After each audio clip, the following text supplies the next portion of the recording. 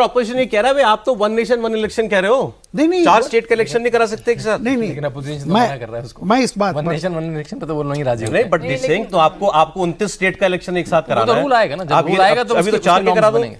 In fact सबसे बड़ी चीज कांग्रेस पार्टी तो यही बोल रही है। पवन खेड़ा जब सबसे पहले इलेक्शन अनाउंस हो गए, पहला जो रिएक्शन था वो पवन खेड़ा का था, बोले कि ये तो वन नेशन वन इलेक्शन की बात करें। अभी देखिए 2 स्टेट इन्होंने पहले ही बाहर रख दिए, क्योंकि ये एक तो वो वाली थ्योरी कांग्रेस दे ही रही है कि भाई टाइम बाय कर रहे हैं। उनको लगता है कि अभी जो माहौल है देश में वो एंटी बीजेपी माहौल है, कॉन्स्टिट्यूशन का मुद्दा, ये सारे मुद्दे जनता के दिमाग में है। बीजेपी टाइम बाय करना चाहती है और इसलिए ये तमाम चीजें जो है वो ये 2 स्टेट्स को थोड़ा सा पुश ऑन कर दिया है आगे। और जहां पर कोई लॉजिक, यही लॉजिक है अभी तो। और उनको वाकई अरे लेकिन ये बताऊं आपको, मतलब बहस हम लोग कर रहे हैं ठीक है, लेकिन एक महीने ज्यादा कौन सा टाइम बाय हो जाएगा? 1 महीने में क्लाउंस करना ही पड़ेगा ना, कराना पड़ेगा। वाइल आई एम आर्ग्यूइंग कि इलेक्शन एक साथ क्यों नहीं अनाउंस हुए। ये भी सच है कि करना तो 1 महीने बाद ही है, तो 1 महीने वहां भी ऐसा कौन सा तीर मार लेंगे भी बीजेपी वाले महाराष्ट्र में या झारखंड में। अब देखिए ऑपोजिशन को तो यही लगता है ना कि एक एक दिन जो है वो कीमती है भाई। अब वो स्कीम्स जो हम बात कर रहे हैं, वो लाडला भाई वाली लाडला भाई, लाडला बहन, लाडली बहन, लाडला भाई, ये सारी स्कीम्स। देखिए मध्य प्रदेश हो, ये तमाम स्टेट्स, यहाँ तक कि छत्तीसगढ़, वहां पर भी जो स्कीम का अनाउंसमेंट बीजेपी की तरफ से किया वो एक बड़े मेजर चीजें थी कि ये लोग जीते उन स्टेट्स में। तो इनको लगता है कि भैया ये आएगा, टाइम बाय कर लेंगे, किस्तें चली जाएंगी जो नहीं गई हैं, तो उनको लगता है ये सारी चीजें हैं और ये सब ऐसा होगा तो फिर बीजेपी को ज्यादा मौका मिल जाएगा, टाइम मिल जाएगा। राखी के बंधन को निभाना। तो भाई रक्षाबंधन का तो गिफ्ट चला गया, अब भाई लोग वेट कर रहे हैं महाराष्ट्र में, इस ऐसे ही जीतेंगे चुनाव। देखिए जो आपने कहा वन नेशन वन इलेक्शन पे कांग्रेस को एकदम से बहुत प्रेम आ रहा है, तो वन नेशन वन इलेक्शन प्रधानमंत्री का मैंडेट है, सरकार का मैंडेट है, अभी इलेक्शन कमीशन का मैंडेट नहीं। इलेक्शन कमीशन के पास जो अभी रूल्स हैं उसके हिसाब से चला रही हो, वो अपना देखिए कि मेरे पास कहाँ पे सिक्योरिटी फोर्सेस हैं, मुझे सुप्रीम कोर्ट का क्या मैंडेट है, कौन सी असेंबली कब डिसॉल्व हो रही है, उसके पास ये लॉजिक है। अब वन नेशन वन इलेक्शन अभी इलेक्शन कमीशन का मैंडेट नहीं है, ये तो अभी वैचारिक स्थल पर है, उस पर कमेटी बैठी है, कोविंद जी कमेटी ने रिपोर्ट दे दी है, तो ये बड़े बढ़िया है। कभी मोहन भागवत अपने फेवर में कर दे तो मोहन भागवत सबसे प्रिय हो जाते हैं कांग्रेस के एक दिन, या कोई पत्रकार दे दे, या आज सुब्रमण्यम स्वामी सबसे प्रिय है, कांग्रेस के सबसे प्रिय सुब्रमण्यम स्वामी। इंटरेस्टिंग बात, आज हमारे गेस्ट ने, दिन के गेस्ट ने इलेक्शन कमीशन और सरकार के रिश्ते पर एक बात कही कि महाराणा प्रताप और चेतक का रिश्ता उन्होंने बताया कि महाराणा प्रताप अगर घोड़े चेतक पर सवार हैं तो उनकी पुतली घूमे मुड़ने के लिए उससे पहले चेतक मुड़ जाता है। तो यानी इलेक्शन कमीशन देखिए, लेकिन मेरे ख्याल से ना, देखिए बस एक बात बोलूंगा, ये चटपटी खबरें तो बनाता है, लेकिन 20 दिन 25 दिन 1 महीना ठीक है, एक स्कीम आ जाएगी, एक किस्त और आ जाएगी, चलो उसकी नई स्कीम आ जाएगी, उससे इलेक्शन बहुत बड़ा प्रभावित हो जाएगा, मुझे नहीं लगता। नहीं लगता तो क्यों दे रहे 15-15 हजार पे? वो तो स्कीम है, वो तो आएगी, उसके बाद बंद हो जाएगी। देखो बंद कौन सी होती है?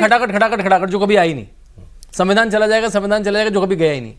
रिजर्वेशन चला जाएगा जो कभी गया ही नहीं। वो होती है देखिए चुनावी स्कीम, जो स्कीम चलेगी वो चलती रहेगी। सारे मुद्दे उनके चले तो सही, लोकसभा चुनाव चले, बिल्कुल। झूठ तो बिका, हम तो कहते हैं झूठ तो बिका, झूठ तो बिल्कुल बिका। झूठ ही बिकता है तो फिर सीटें तो फिर झूठ बोला था ना कांग्रेस ने, लेकिन क्या झूठ बोला था कि कांग्रेस की रिजर्वेशन खत्म कर देंगे आए तो। वो अपना उनका एक कैंपेन है जिसको वो लेके चल रहे हैं, कॉन्स्टिट्यूशन। वो कह रहे हैं कि भाई बीजेपी आ जाती 400 पार ले आती तो कर देती, अब 400 पार आए नहीं तो जनता ने सबक सिखा दिया उनको। देखिए क्या छेड़छाड़ मत करिए। अगर आपने देखा हो जो 8 संशोधन भाजपा ने 10 साल में करे, उसमें क्या संशोधन है? उसमें संशोधन है 10% ईडब्ल्यूएस रिजर्वेशन का मुद्दा, 33% वुमेन रिजर्वेशन का मुद्दा, ओबीसी जो कमीशन है उसको दर्जा देना, वो रिजर्वेशन का मुद्दा, जो ओबीसी की चिन्हित है वो राज्य खुद कर सकता है, वो रिजर्वेशन का मुद्दा। सारे तो उन्होंने प्रो रिजर्वेशन। शांतनु जी देखो, अब वो आज ये झूठ था क्या, मतलब हम, मतलब मुझे भी लगता है कि ये तो वैसे ही उठाया हुआ एक मुद्दा था कि वो संविधान खत्म कर देंगे। किसकी हिम्मत है साहब, संविधान को हाथ लगा देगा या रिजर्वेशन को हाथ लगा देगा। लेकिन आज ही हाई कोर्ट का फैसला आया ना, वो 69,000 टीचर भर्ती वाला कि उसमें ओबीसी एससी को प्रॉपर रिजर्वेशन नहीं मिला था यूपी में। वो मामला प्रॉपर रिजर्वेशन का नहीं है, बल्कि जो 69,000 की भर्तियां हैं उसमें ओबीसी को केवल अगर 27% से देखें तो 18,000 भर्ती होनी चाहिए थी, जबकि ओबीसी की 30,000 से भर्ती है। वो क्यों है? क्योंकि वो जनरल कोटे में चले जाते हैं। अब वो केशव प्रसाद मौर्य स्वागत कर रहे हैं भाई, उन्होंने सारी भर्तियां निरस्त कर दिया हाई कोर्ट ने। मैं तो जो कोर्ट का वर्डिक्ट है, ये कोर्ट के वर्डिक्ट की दो जज की बेंच है। इससे पहले एक जज की बेंच ने जो यूपी सरकार का फॉर्मूला है वो सही माना था। फॉर्मूला क्या है? फॉर्मूला क्या है? बस ये आपके दर्शक, हम डाइग्रेस हो रहे हैं, क्योंकि बात निकल आई।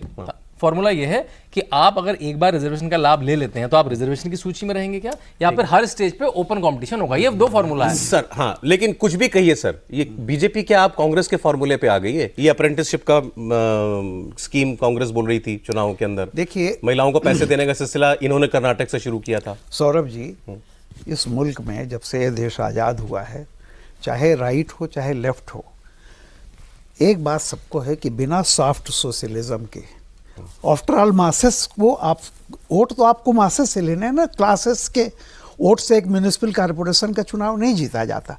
तो और वैसे भी जो हमारा है कि कोई भी सरकार आए तो आम गरीब का, पिछड़ों का, दलितों का, उसका भला तो करेगी ना।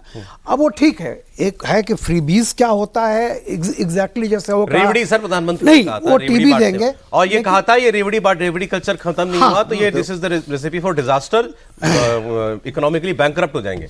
लेकिन गुजरात जी। मैं जो बात कह रहा हूं कि देखिए, ये छोटी छोटी चीज़ों पर ये तो पॉलिटिकल पार्टीज हैं, कहती रहेंगी, उनको भी अंदर से मालूम है कि एक महीने बढ़ जाने से किसी भी स्टेट का रिजल्ट नहीं बदला करता। और जो आप अभी कह रहे थे, जो कांग्रेस ने ये फेंका था कि आरक्षण खत्म हो जाएगा, संविधान बदलने से नहीं, कांग्रेस ने तो इतने संविधान बदले हैं, आरक्षण से में तो सवाल इस बात का है कि देखिए वो भी क्या है कि कहाँ चल जाता है, कहाँ नहीं चलता है। एक ऐसे होता है ना, जैसे बारूद बिछी हुई है, अब आप सिगरेट पी रहे हो, माचिस की तीली आप वहाँ डाल देंगे जहाँ बारूद बिछी हुई है तो आग लग जाएगी, दूसरी तरफ आप डालेंगे तो वहाँ नहीं लगेगी।